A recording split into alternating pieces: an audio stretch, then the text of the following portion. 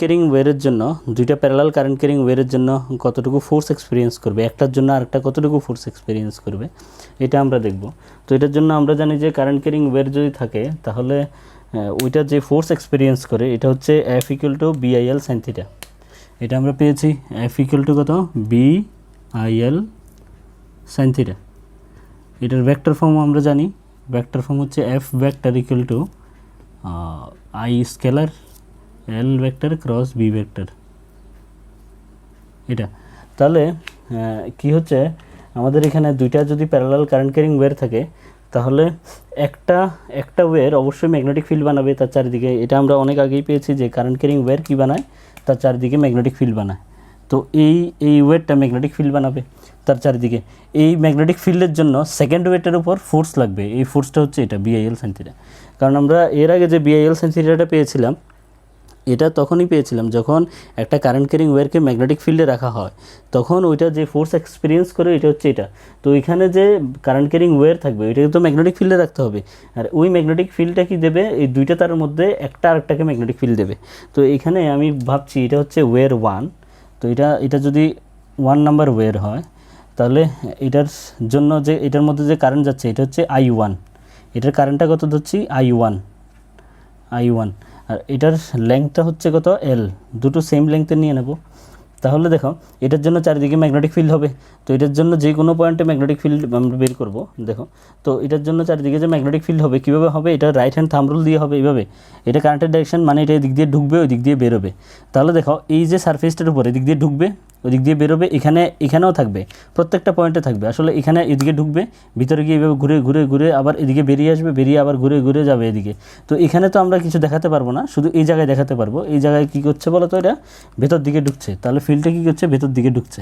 তাহলে আমাকে এখানে আরেকটা কারেন্ট ক্যারিং ওয়্যার দেওয়া আছে যেটা ফোর্স এক্সপিরিয়েন্স করবে, যেটা একটা ফোর্স মানে ধাক্কা খাবে, ফোর্স লাগবে এটার উপর। তো যেটার মধ্যে কারেন্ট যাচ্ছে কত I2, এটার লেংথ L।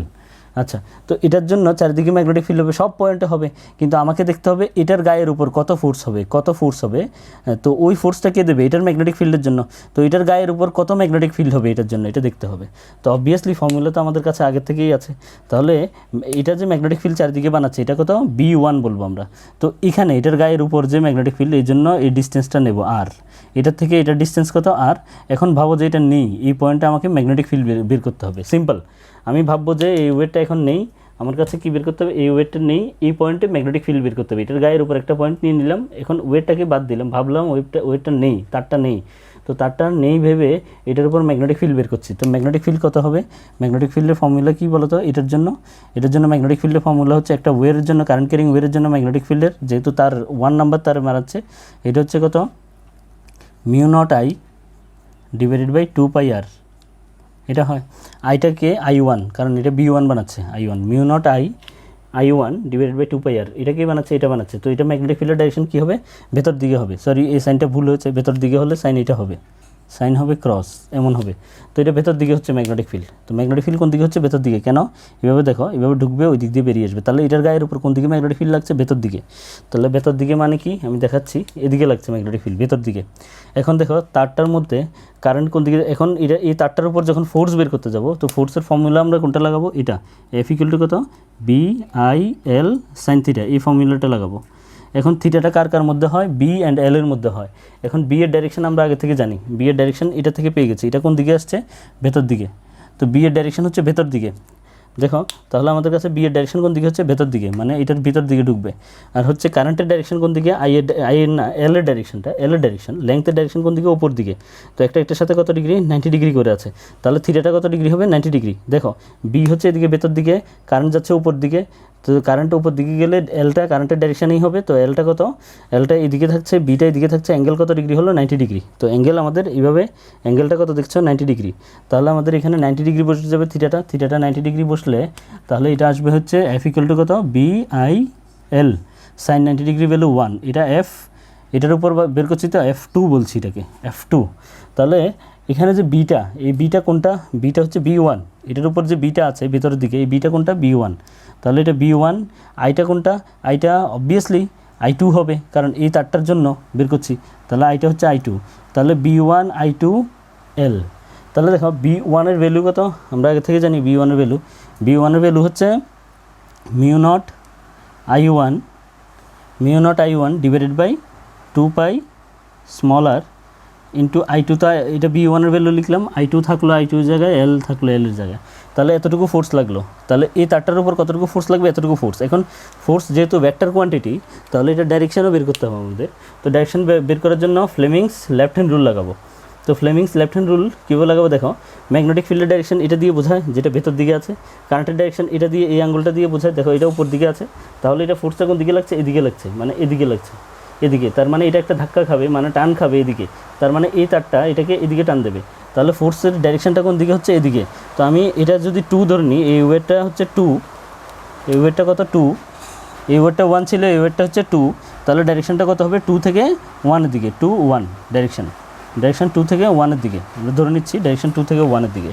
তাহলে দেখো এখানে তারপর আমরা এটাকে কি লিখতে পারি, এই এলটাকে যদি F2 এর নিচে নিয়ে আসি, F2 divided by L equal to কত, mu naught I1 divided by 2 pi আর। তো বেরিয়ে গেছে, এটা হচ্ছে কি ফোর্স, এটা হচ্ছে লেংথ দিয়ে ডিভাইড করেছি, মানে ফোর্স পার ইউনিট লেংথ, মানে একক দৈর্ঘ্যে বল।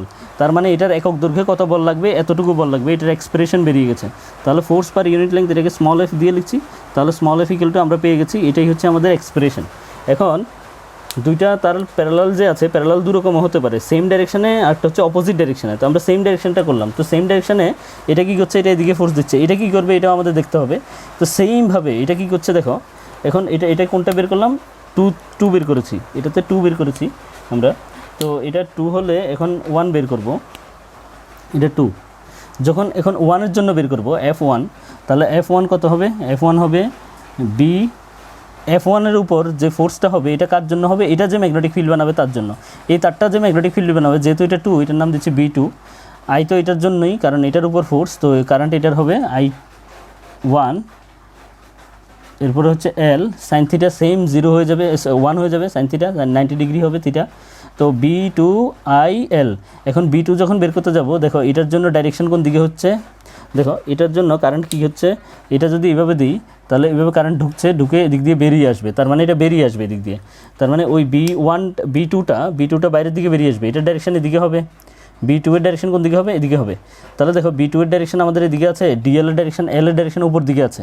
তাহলে আমরা যদি right hand Fleming's left hand rule লাগিয়ে দিই, তাহলে আমরা কি পাচ্ছি, ম্যাগনেটিক ফিল্ড কোন দিকে পাচ্ছি, ম্যাগনেটিক ফিল্ড এদিকে, কারেন্টের ডাইরেকশন কোন দিকে পাচ্ছি, উপর দিকে। তাহলে এমন হচ্ছে, তাহলে দেখো এমন হচ্ছে, এমন এটা উপর দিকে থাকছে, উপরের ডাইরেকশনে এটা এদিকে থাকছে, তাহলে এটা কোন দিকে লাগবে, এদিকে লাগবে, এটা এদিকে লাগবে, মানে বুড়ো আঙুলটা এদিকে আসছে তো এদিকে লাগবে। তার মানে এটা কোন দিকে ফোর্স লাগবে, এটার ফোর্স লাগবে এদিকে, আর এটার ফোর্স লাগবে এদিকে, তার মানে একটাকে অ্যাট্রাক্ট করবে, আকর্ষণ করবে। তাহলে এটার এক্সপ্রেশন কী হবে, সেমভাবে, তাহলে দেখো ডিস্টেন্স তো সেম আর আছে, তাহলে এটা মিউ নট I2 হবে ডিভাইডেড বাই কত হবে, mu naught I2 divided by 2 pi r, distance তো এটার জন্য যা ডিস্টেন্স, এটার থেকে এটার ডিস্টেন্স তাই, আর ইন্টু I1L, তাহলে দাঁড়াচ্ছে কত, mu naught I1I2L divided by 2 pi আর। তো আমি এখন যদি একক দৈর্ঘ্যে, মানে কি পার ইউনিট লেংথে ফোর্সটা বের করতে যাই, এলটা নিচে নিয়ে আসি, তাহলে F1 ডিভাইডেড বাই L করি, এটাকে স্মল f1 বলছি, তাহলে এটা হবে mu naught I1I2 divided by 2 pi আর। তো দেখো এটা সেম ফোর্স বেরিয়েছে, ফোর্সের ম্যাগনিটিউড সেম, দুটোর মান সেম, কিন্তু এগুলোর ডাইরেকশন আলাদা, একটা ডাইরেকশন কোন দিকে যাচ্ছে এদিকে, আরেকটা ডাইরেকশন এদিকে যাচ্ছে, তার মানে কি একটাকে আকর্ষণ করবে, অ্যাট্রাক্ট করবে। তাহলে এটা পেয়ে গেছি, আর এটার ডাইরেকশনটা আমরা কি দেবো, এটা যদি 2 1 হয়, ওইটার জন্য ফোর্স যদি 2 1 হয়, এটা 1 2, তো এটা 1 2 ফোর্সের ডাইরেকশন। তাহলে এইভাবে আমরা ফোর্স পেয়ে গেছি। তাহলে প্যারালাল এটা কী নিয়েছি, আমরা প্যারালাল নিয়েছি সেম ডাইরেকশনের, দুটো প্যারালাল আছে, এখন প্যারালালগুলো সেম ডাইরেকশনে আছে, কারেন্ট সেম ডাইরেকশনে যাচ্ছে। এখন অপোজিট ডাইরেকশনে যখন কারেন্ট যাবে তখন আমরা এটাকে এন্টি প্যারালাল বলবো। তো এন্টি প্যারালালে যদি আমরা নেই তখন আমাদের এক্সপ্রেশন সেমই আসবে। তো এক্সপ্রেশন আমি আর বোঝাবো না, শুধু বোঝাবো ফোর্সটা কীভাবে লাগবে, ফোর্সটা কোন ডাইরেকশনে লাগবে। তাহলে আমাদের কারেন্টের ডাইরেকশন প্রথমে আছে, একটা হচ্ছে উপর দিকে আর একটা হচ্ছে নিচের দিকে, ডিস্টেন্স স্মল আর, তাহলে এখানে লেংথ হচ্ছে কত, এটা L, এটার লেংথ L, এখানে কারেন্ট যে যাচ্ছে এটা I1, এখানে কারেন্ট যাচ্ছে I2, এটা ওয়ের 1, এটা ওয়ের 2, তাহলে দেখো এটার জন্য ম্যাগনেটিক ফিল্ড এটার জন্য ম্যাগনেটিক ফিল্ড এটার গায়ের উপর দেখছি, তো এটার জন্য এভাবে থাকলে এটা ঢুকবে ম্যাগনেটিক ফিল্ড, তাহলে ম্যাগনেটিক ফিল্ড কোন দিকে, এটার জন্য ম্যাগনেটিক ফিল্ড এটার ভেতর দিকে। তো যে ফোর্সটা লাগছে এখানে, তাহলে তো ওই ফোর্সটার জন্য আমরা দেখো এটার জন্য এটার উপর যে ম্যাগনেটিক ফিল্ডটা, তো ম্যাগনেটিক ফিল্ডটা সেম নিচের দিকে। এখন কারেন্টের ডাইরেকশন হচ্ছে কোন দিকে, ম্যাগনেটিক ফিল্ডের ভেতর দিকে, কারেন্টের ডাইরেকশন হচ্ছে নিচের দিকে। তাহলে কারেন্টের ডাইরেকশন যদি আমরা করে নিই, দেখো কারেন্টের ডাইরেকশন হচ্ছে এটা দিয়ে হবে কারেন্টের ডাইরেকশন, এটা নিচের দিকে, ম্যাগনেটিক ফিল্ড হচ্ছে ভেতর দিকে। তাহলে যে ফোর্সটা লাগছে, তো ওই ফোর্সটার জন্য আমাদের আসলে লেফট হ্যান্ড রুল লাগাতে হবে, রাইট হ্যান্ড রুল লাগালে চলবে না। তাহলে কারেন্টের ম্যাগনেটিক ফিল্ডের ডাইরেকশন ভেতর দিকে, কারেন্টের ডাইরেকশন নিচের দিকে, তাহলে ফোর্সটা লাগছে এদিকে মানে এদিকে লাগছে।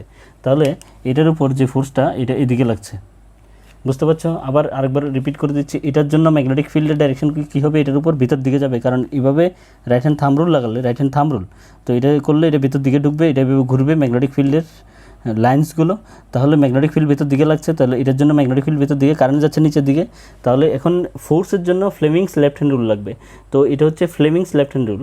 তো এটাতে কি হচ্ছে, কারেন্টের ডাইরেকশন নিচের দিকে আর ম্যাগনেটিক ফিল্ডের ডাইরেকশন ভেতর দিকে। দেখো এটা ভেতর দিকে, কারেন্টের ম্যাগনেটিক ফিল্ডের ডাইরেকশন ভেতর দিকে, কারেন্টের ডাইরেকশন নিচের দিকে, তাহলে বুড়ো আঙুলটা এদিকে আসছে মানে ফোর্স এদিকে লাগবে, তাহলে এটার উপর ফোর্স এদিকে লাগবে।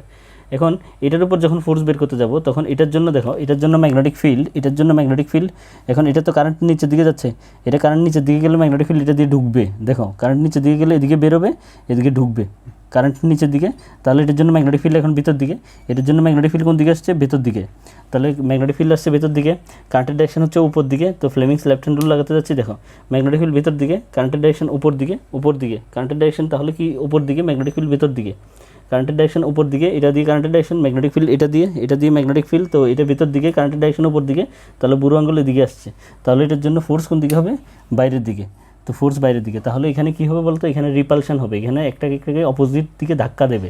তাহলে কি হচ্ছে, যখন কারেন্টের ডাইরেকশন সেম থাকে প্যারালাল ওয়্যারের মধ্যে, তখন ওরা অ্যাট্রাক্ট করে, মানে সেম ডাইরেকশানে সেম চার্জ যেন রিপেল করে, ওরা রিপেল করবে। আসলে না, সেম ডাইরেকশানে যখন কারেন্ট ফ্লো হয় দুইটা তারের মধ্যে, তো ওরা কাছাকাছি থাকলে কি করবে, ওরা অ্যাট্রাক্ট করবে। যদি অপোজিট ডাইরেকশানে থাকে তাহলে কি করছে, এখানে রিপেল করছে, তো রিপেলই করবে অপোজিট ডাইরেকশানে থাকলে। তাহলে এখানে আমরা তাহলে এগুলো পেয়ে গেছি, এটা এদিকে এটা ওইদিকে লাগবে। কিন্তু যদি আমি ফোর্সের ম্যাগনিটিউড বের করতে যাই, ফোর্স পার ইউনিট লেংথ, এই কেসে সেম বেরোবে, কত বেরোবে, μ0 I1 I2 ডিভাইডেড বাই কত 2 π r, এটা বেরোবে।